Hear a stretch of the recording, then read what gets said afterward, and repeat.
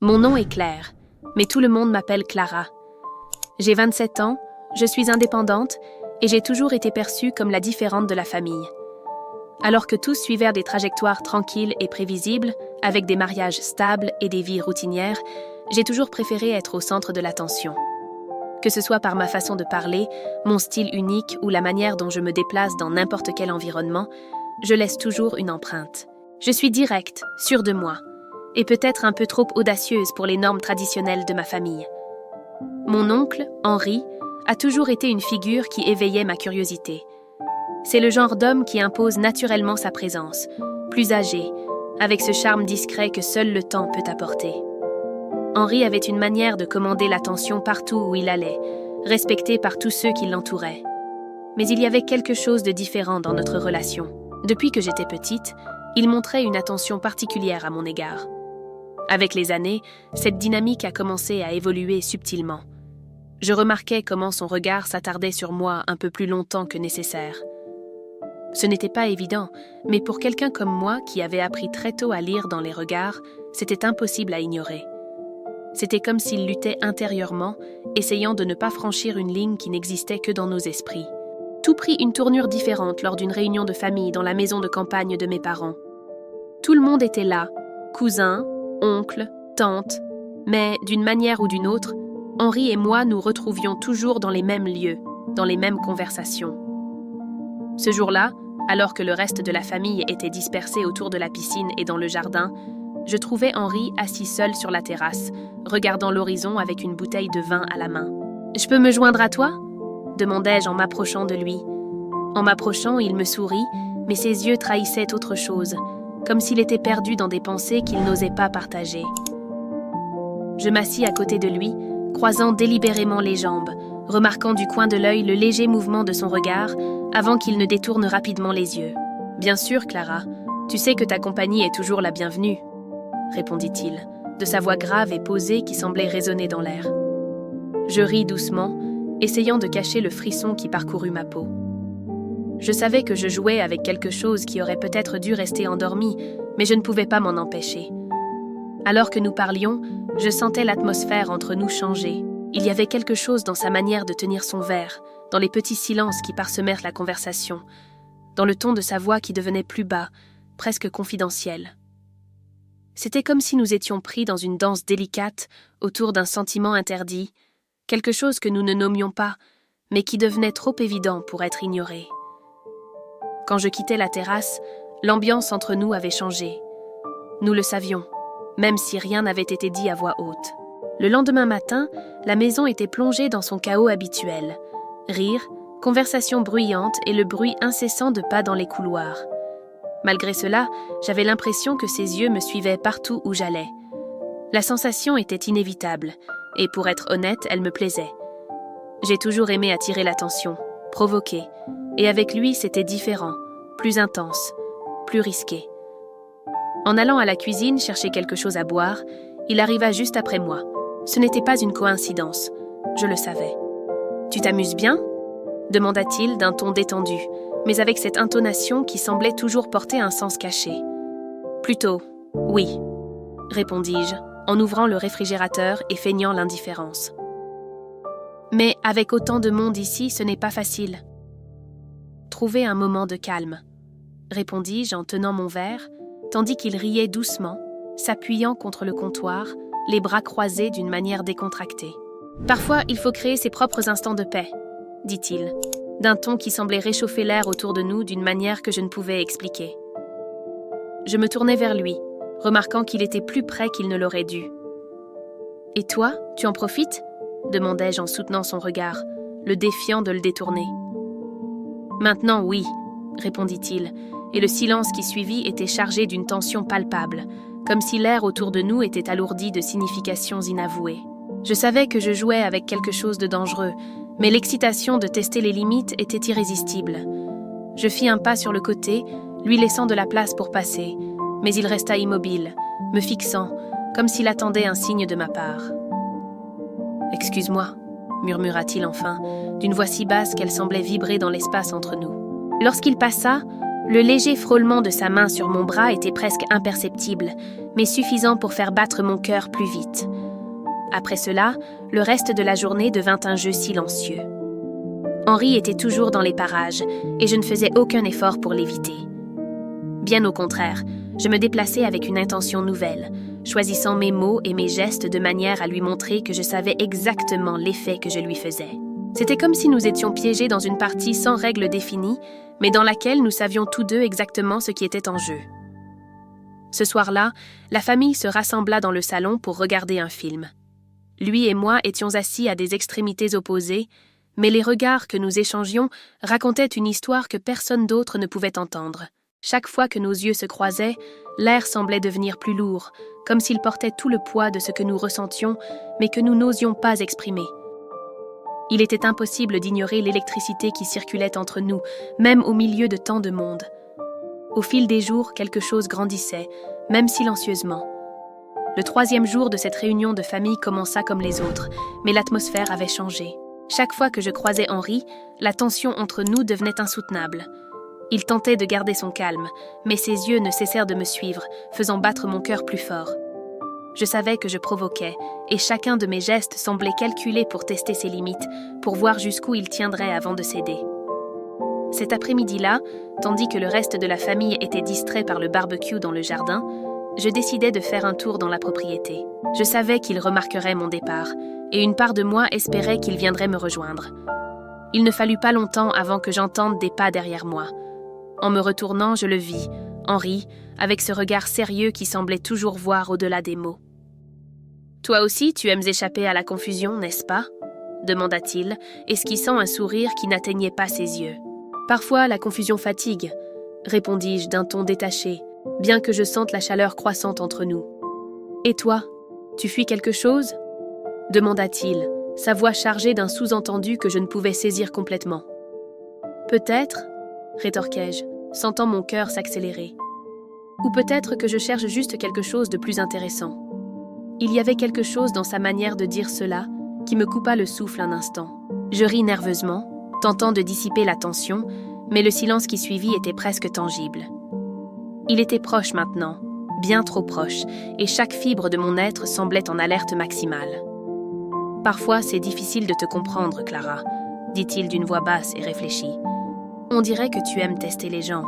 Peut-être que j'aime simplement voir jusqu'où ils peuvent aller, » rétorquai-je, soutenant son regard avec une intensité que je ne me savais pas capable d'avoir. C'est à cet instant que je réalisais à quel point nous étions proches. Trop proches. Henri leva la main et effleura doucement mon bras. Ce geste si simple provoqua en moi une décharge électrique. « Clara, ce que nous faisons, je ne sais pas si c'est bien, » commença-t-il, mais sa voix manquait de la fermeté de quelqu'un prêt à reculer. « Qui a dit que nous faisions quelque chose ?» rétorquai-je, me penchant légèrement vers l'avant, juste assez pour sentir son souffle près du mien. Avant que l'instant ne puisse aller plus loin, nous fûmes interrompus par des voix provenant du jardin. Il fit un pas en arrière précipitamment, comme s'il avait été surpris en flagrant délit. Pendant un instant, nous restâmes là, silencieux, conscients qu'un point de non-retour avait été atteint, même si aucune parole explicite n'avait été échangée. Henri, visiblement troublé, gardait ses yeux fixés sur moi, comme s'il tentait de communiquer ce que les mots ne pouvaient exprimer. « Nous devrions retourner là-bas, » dit-il enfin, sa voix légèrement plus assurée, rompant l'instant. Nous marchâmes côte à côte vers le jardin, mais quelque chose entre nous avait définitivement changé. Ce n'était plus un jeu de regards ou de provocations discrètes. C'était réel, tangible, et je savais que nous avancions vers quelque chose qui ne pourrait être défait. Ce soir-là, la maison était plongée dans un silence presque écrasant, le genre de silence qui amplifie chaque pensée. La plupart de la famille s'était déjà retirée, fatiguée par la journée animée. J'étais assise seule dans le salon, regardant le vide, perdue dans mes réflexions, quand j'entendis des pas dans le couloir. Je levai les yeux, et là se tenait Henri, debout dans l'embrasure de la porte, une expression d'hésitation inhabituelle pour lui. « Tu es encore réveillé ?» demanda-t-il, sa voix plus basse que d'habitude. « Je n'arrive pas à dormir. » répondis-je avec un léger sourire. Il resta immobile un instant, comme s'il hésitait à entrer, puis finit par s'asseoir dans le fauteuil voisin. L'air entre nous était lourd, chargé de quelque chose que nous ressentions tous deux, mais que nous n'osions pas nommer. « Clara, à propos de cet après-midi, commença-t-il, mais ses mots s'éteignirent en milieu de phrase. Le voir si déconcerté était rare, et je décidai de lui faciliter les choses. « Henri, je crois que nous compliquons quelque chose qui ne devrait pas être aussi difficile, » dis-je, tentant de garder un ton ferme, même si mon cœur battait à tout rompre. Il me regarda profondément, comme s'il tentait de déchiffrer ce que je voulais vraiment dire. « Tu as raison, mais ça ne veut pas dire que ce soit facile, » répondit-il, sa voix empreinte d'une sincérité qui alourdissait encore davantage l'atmosphère. Un silence interminable sembla s'installer. Puis, il se pencha en avant, appuyant ses coudes sur ses genoux, les mains jointes, dans un geste qui contenait tout le poids du moment. « Clara, tu sais à quel point tu comptes pour moi, n'est-ce pas ?» dit-il lentement, choisissant chaque mot avec un soin palpable. Je me penchai également en avant, m'asseyant au bord du canapé pour réduire la distance entre nous. « Et toi pour moi ?» répondis-je, ma voix presque un murmure. Ce qui se passa ensuite semblait inévitable. Toutes les barrières que nous avions érigées s'effondrèrent d'un coup. Lorsqu'il prit ma main, le contact fut si intense qu'il éveilla quelque chose de profond en moi. Je savais que nous franchissions une ligne, mais il m'était impossible de m'arrêter. Il se leva, toujours en tenant ma main, et fit un pas vers moi, réduisant encore davantage l'espace entre nous. « Clara, ça... » commença-t-il, mais les mots restèrent à coincer, remplacés par une action. Il se pencha lentement, et à cet instant, plus rien autour de nous n'importait. C'était comme si le monde entier s'était figé, nous laissant seuls dans ce moment irréel, mais indéniablement vrai. Il me laissa le temps de reculer, mais je ne le fis pas. Lorsque nos lèvres se rencontrèrent, ce fut comme si tout le reste disparaissait. Le baiser débuta doucement, presque avec hésitation, mais il devint rapidement plus intense. Je sentis ses mains remonter le long de mon bras, s'arrêtant sur ma nuque, tandis que je l'attirais encore plus près de moi. La pièce semblait rétrécir, tout en se remplissant d'une chaleur oppressante, chaque geste chargé de tout le désir que nous avions jusqu'alors contenu. Lorsque nous nous éloignâmes finalement, juste un instant, il me regarda avec un mélange de désir et de culpabilité. « Ça n'aurait jamais dû arriver, » dit-il. Mais la façon dont ses mains tenaient encore mon visage racontait une toute autre histoire. « Mais c'est arrivé, » répondis-je, avec un sourire léger, presque provocateur. Et je pense qu'aucun de nous ne peut le nier. À ce moment-là, nous savions que nous avions franchi un point de non-retour. Les conséquences étaient inévitables, mais pour l'instant, rien d'autre n'importait. Le lendemain matin, je me réveillai l'esprit encore embrouillé. Ce qui s'était passé entre Henri et moi ressemblait à un rêve, mais la réalité m'envahit rapidement. Le bruit des voix en bas me ramena à la conscience que nous étions entourés par notre famille et que tout ce que nous avions fait la veille devait rester un secret. En descendant les escaliers, j'aperçus Henri dans la cuisine. Il était de dos, tenant une tasse de café. Le geste semblait anodin, mais quelque chose dans sa posture trahissait une tension sous-jacente. J'envisageais de m'approcher, mais avant que je ne puisse faire un pas de plus, Amanda, sa femme, entra par la porte arrière. Son regard se posa sur moi un bref instant avant de se tourner vers lui. « Bonjour », dit-elle, d'un ton chargé d'une nuance que je ne parvins pas à identifier. « Bonjour », répondis-je en essayant de paraître détendu, bien que je sente la chaleur monter à mon visage. Henri ne dit rien, se contentant d'un léger hochement de tête, évitant de regarder directement Amanda. L'interaction, bien que brève, semblait lourde de signification. La journée s'étira lentement, chaque échange de regards ou de mots étant imprégné de tension. Vers midi, alors que j'étais dans ma chambre, j'entendis des voix provenant du salon. C'était Amanda et Henri. Elle semblait agitée, et sa voix montait et descendait comme des vagues s'écrasant sur la côte. Je ne pouvais pas distinguer clairement leurs paroles, mais le ton de leur conversation était indéniablement chargé d'émotion. Quelque chose en moi savait que ce n'était que le début des conséquences que nous aurions à affronter. Les mots d'Amanda résonnèrent dans mon esprit comme une alerte. Je sais qu'il se passe quelque chose. Mon cœur s'emballa. Est-ce qu'elle savait vraiment, ou s'agissait-il seulement d'un soupçon ? Avant que je puisse réfléchir davantage, j'entendis des pas déterminés monter les escaliers.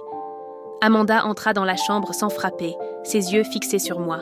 « Clara, Il faut que je te parle, dit-elle d'une voix calme mais chargée d'une fermeté qui ne laissait aucune échappatoire. Bien sûr, tante. Que se passe-t-il ? Répondis-je, m'efforçant de paraître tranquille alors que mon cœur battait à tout rompre. Amanda s'assit au bord du lit, croisant les bras et maintenant son regard perçant sur moi. Toi et Henri êtes très proches ces derniers temps. Y a-t-il quelque chose que je devrais savoir ? Demanda-t-elle, allant droit au but. Je sentis mon estomac se nouer, mais je fis tout pour garder mon calme. Tante, Henri et moi avons toujours bien entendu. Il est comme un père pour moi. Mentis-je, tâchant de dissimuler toute trace de nervosité. Elle m'observa longuement, ses yeux scrutant chaque trait de mon visage comme si elle essayait de lire dans mon âme. « J'espère que ce n'est que ça », dit-elle finalement en se levant. Mais la tension dans sa voix et la manière dont elle quitta la pièce indiquaient clairement qu'elle n'était pas convaincue. Dès qu'Amanda partit, je m'effondrai sur le lit. Mon cœur battait à tout rompre, et le poids de ce que nous avions fait devenait insoutenable. Je savais que nous ne pourrions pas garder ce secret bien longtemps. Ces soupçons n'étaient que le début. Plus tard, ce soir-là, l'inévitable arriva. Amanda rassembla tout le monde dans le salon sous prétexte de discuter d'un sujet important. L'atmosphère était lourde, et le silence parmi les membres de la famille était presque étouffant. Henri était assis dans un fauteuil près de la fenêtre, le regard rivé au sol. De mon côté, j'étais installée dans un coin du canapé, essayant d'afficher une apparente sérénité alors que mon cœur battait frénétiquement. Amanda se tenait au centre de la pièce, son visage tendu et déterminé. « Il faut que je parle de quelque chose qui me tracasse. » commença-t-elle, sa voix ferme, mais avec une pointe d'émotion qui la trahissait. « Henri, tu crois que je ne remarque pas quand quelque chose ne va pas ?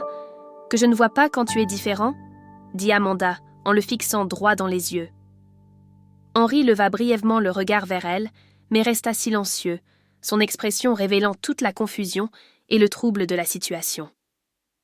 Amanda se tourna alors vers moi, et le poids de son regard était comme une lame acérée. « Clara, tu as quelque chose à dire à ce sujet ?» demanda-t-elle, sa voix chargée d'une gravité qui rendait l'air presque irrespirable. Je déglutis difficilement, tentant de maîtriser le tremblement dans ma voix. « Tante, je ne vois pas de quoi tu parles. » répondis-je, m'efforçant de paraître assurée. Mais le regard qu'elle me lança, ses yeux plissés, montra clairement qu'elle n'était pas convaincue. Le silence qui suivit était assourdissant, et je savais que le moment que je redoutais tant était arrivé. « Ne fais pas l'innocente », rétorqua Amanda, sa voix désormais empreinte de colère. « Je vous ai vu, les regards, les messages. Vous pensez vraiment pouvoir me cacher ça ?» La pièce entière sombra dans un silence absolu.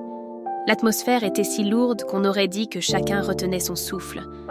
Henri finit par se lever, son visage exprimant un mélange de culpabilité et de détermination. « Amanda, s'il te plaît, parlons-en en privé », demanda-t-il, mais elle secoua la tête, refusant catégoriquement.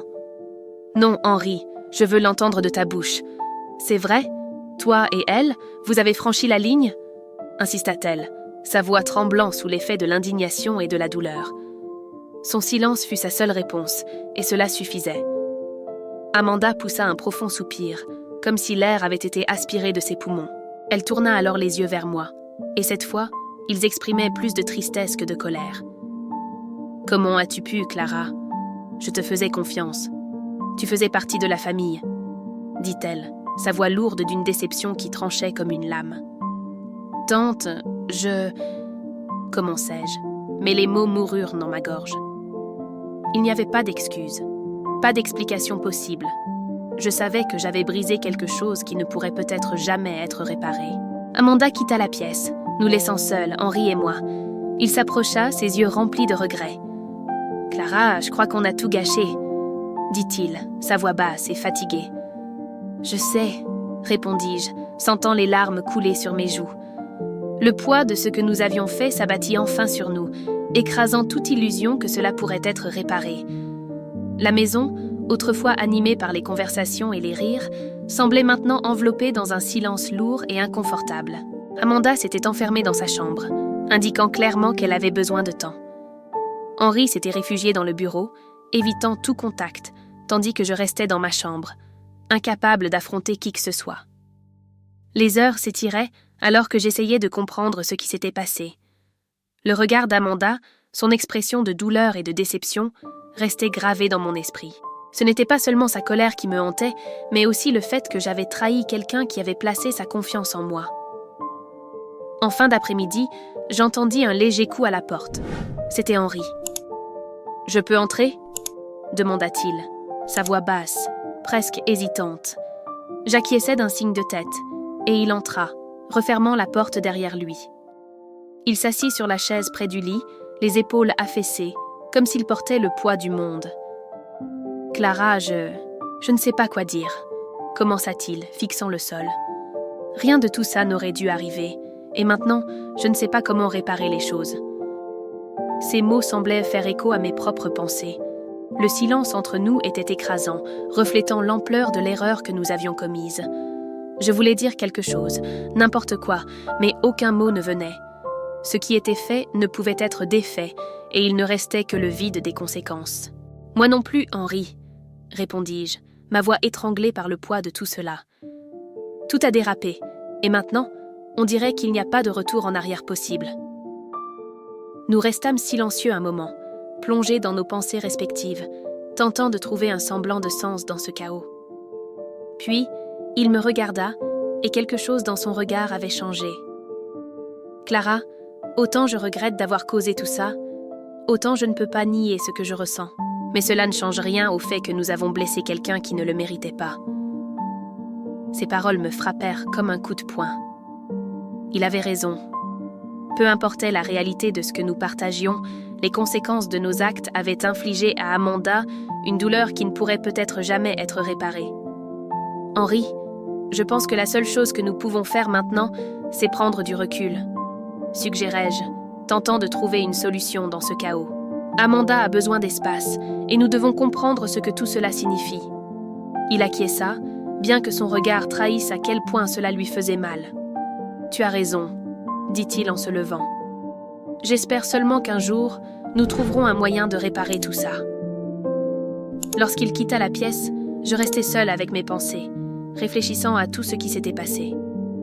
Je savais qu'indépendamment de ce que l'avenir nous réservait, nous avions atteint un tournant. Rien ne serait plus comme avant, et les choix que nous ferions à partir de ce moment détermineraient le cours de nos vies. Les jours qui suivirent furent marqués par un silence inconfortable et une tentative maladroite de retrouver une certaine normalité. Amanda restait distante, évitant toute conversation prolongée et maintenant une froideur qui rendait l'atmosphère insupportable. Henri, de son côté, semblait au bord de l'effondrement, tiraillé entre la culpabilité et ce qu'il ressentait. Quant à moi, j'étais au cœur de tout cela, portant le poids de mes choix et essayant de comprendre comment nous en étions arrivés là. Je passais de longues heures à réfléchir à tout, les décisions que nous avions prises, les limites que nous avions franchies et les conséquences de nos actes. Ce n'était pas seulement une question d'attraction ou de désir, c'était quelque chose de plus profond, de plus complexe. Mais en même temps, je réalisais que rien ne pouvait justifier la douleur que nous avions causée. Amanda n'était pas seulement une victime de la situation. Elle était une personne qui avait placé sa confiance en nous, une personne qui ne méritait pas d'être trahie de manière si cruelle. La maison, autrefois remplie de rires et de conversations, semblait maintenant être le reflet de l'état de chacun. Silencieuse, froide et imprégnée de tension. Les traces de ce que nous avions fait étaient visibles dans chaque regard évité, chaque discussion interrompue. Revenir à ce que nous étions avant était impossible. Et au fond, nous savions que ce n'était que le début d'un chemin que nous devrions emprunter pour faire face aux conséquences de nos choix. Un après-midi particulièrement silencieux, Amanda me demanda de venir parler. Nous nous assîmes sur la terrasse, le soleil se couchant à l'horizon, peignant le ciel de teintes orangées et dorées. Elle me regarda avec une expression mêlant fatigue et tristesse, un de ces regards qui semblent percer au-delà des mots. « Clara, je ne sais pas si je pourrais te pardonner, » commença-t-elle, sa voix basse mais empreinte de sincérité. « Mais je sais que garder cette rancune ne me mènera nulle part. » Ces mots me frappèrent comme un coup au ventre, mais ils apportèrent également un étrange soulagement. Je savais que je ne méritais pas son pardon, mais le simple fait qu'elle soit prête à envisager une solution montrait la force d'Amanda, une qualité que j'avais toujours admirée, mais qui semblait maintenant encore plus éclatante. « Tante, je suis désolée, vraiment, je n'ai jamais voulu te blesser, » répondis-je, les larmes roulant sur mes joues, chaque mot chargé de regret. Je le sais, dit-elle simplement, d'un ton mêlant douleur et résignation. Mais les actes ont des conséquences, Clara, et je pense que nous devons tous y faire face maintenant. Cette conversation avec Amanda fut un tournant pour moi. À ce moment-là, je réalisais que je devais changer, non seulement pour tenter de réparer les dégâts que j'avais causés, mais aussi pour devenir une meilleure personne. Le poids de mes choix était là, indéniable, et il n'y avait pas de moyen de l'éviter. La seule option était de l'affronter. Henry semblait également engagé dans un processus similaire. Il s'efforçait de regagner la confiance d'Amanda, un effort qui paraissait presque impossible, mais qu'il était déterminé à accomplir. Il était clair que le chemin serait long et semé d'embûches, mais au moins, il semblait prêt à essayer. Cette expérience a changé ma vie de façon que je n'aurais jamais pu prévoir. Elle m'a appris à respecter les limites qu'il ne faut pas franchir, à comprendre comment nos choix peuvent impacter la vie de ceux qui nous entourent, et, surtout, à affronter les erreurs avec honnêteté. Cela n'a pas été facile, et il m'arrive encore de penser à ce qui aurait pu être différent, à ce qui aurait pu être évité. Mais, plus que tout, j'ai compris que la vie consiste à avancer, même lorsque le chemin est semé de cicatrices. Ces marques ne sont pas seulement des souvenirs de ce qui s'est passé, elles sont aussi la preuve que nous avons affronté nos erreurs et, d'une manière ou d'une autre, survécu. Et, au final, c'est ce qui compte vraiment, la volonté de continuer, de devenir meilleur et de trouver un peu de paix au milieu du chaos. Et voilà, les amis, quelle histoire intense, n'est-ce pas? Si vous êtes restés jusqu'ici, je suis sûre que vous en voulez encore plus. Alors, ne perdez pas de temps. Abonnez-vous dès maintenant à la chaîne et rejoignez cette incroyable communauté. N'oubliez pas d'activer la cloche pour recevoir les notifications, car ici, les histoires ne font que devenir plus palpitantes et pleines de rebondissements. Et devinez quoi? Dans la prochaine vidéo, un scénario vous laissera sans voix. Vous ne voudrez pas manquer ça. Laissez un like, partagez avec ceux qui adorent de belles histoires, et on se retrouve dans la prochaine vidéo. À très bientôt!